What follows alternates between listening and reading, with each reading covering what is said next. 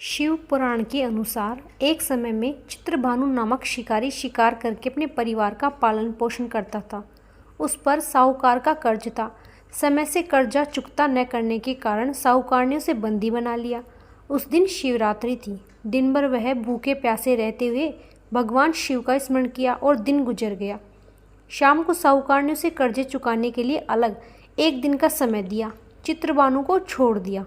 तब चित्रभानु भूख प्यासे व्याकुल होकर जंगल में शिकार खोजने लगा।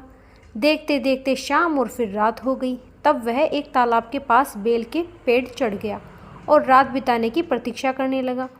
उस बेल के पेड़ के नीचे शिवलिंग था। चित्रभानु अनजाने में बेलपत्र तोड़कर नीचे गिरा रहा था, जो शिवलिंग पर गिर रहे थे। इस प्रकार संयोगवश वह दिन भर भूखा प्यासा रहा, जिससे उसका व्रत हो गया और शिवलिंग पर बेलपत्र गिरने से उसकी शिव आराधना भी हो गई।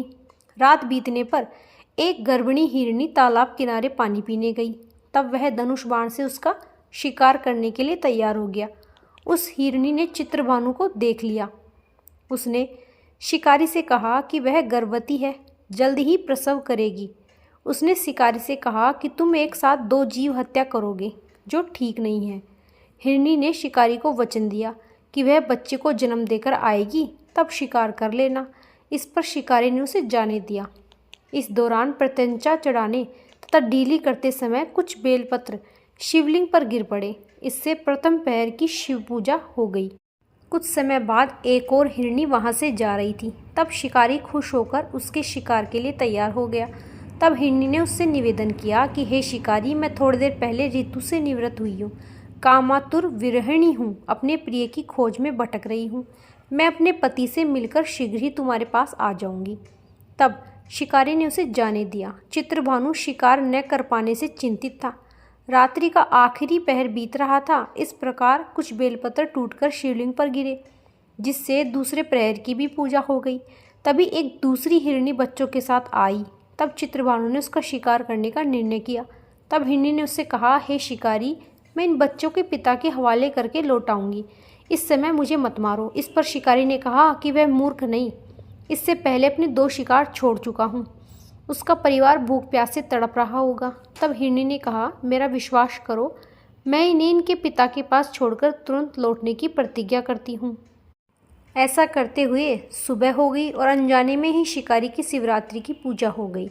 उपवास रात्रि जागरण भी हो गया।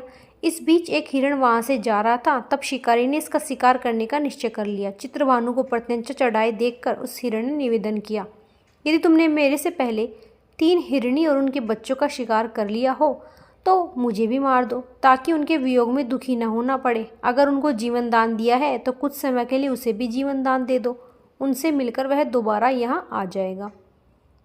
हिरण की बातें सुनकर शिकारी के मन में रात का पूरा घटनाक्रम सामने आया। उसने सारा घटनाक्रम हिरण को बताया। तब हिरण ने कहा कि वे तीनों हिरनी उसकी पत्नियां हैं। जिस प्रकार वे तीनों प्रतिज्ञाबद्ध होकर गई, उसकी मृत्यु से वे अपने धर्म का पालन नहीं कर पाएंगी। जिस प्रकार तुमने उन पर विश्वास करके उन्हें जाने दिया, वैसे ही उसे भी जाने दो। वह अपने परिवार के साथ जल्द ही यहाँ उपस्थित हो जाएगा। चित्रभानु ने उसे भी जाने दी। शिवरात्रि व्रत और पूजा होने से उसका मन निर्मल हो गया। उसके अंदर भक्ति की भावना जागृत हो गई। कुछ समय बाद वह हिरण अपने दिए वचन के कारण अपने परिवार के साथ शिकारी के सामने उपस्थित हो गया। उन जीवों की सत्यता, सात्विकता, प्रेम भावना को देखकर चित्रभानु को आत्मग्लानि हुई। उसने हिरण परिवार को जीवन दान दे दिया। अनजाने में ही सही, शिवरात्रि का व्रत करने से चित्रभानु को मोक्ष मिला। मृत्यु के बाद शिवगण उस शिकारी को शिवलोक ले गए। ओम नमः शिवाय।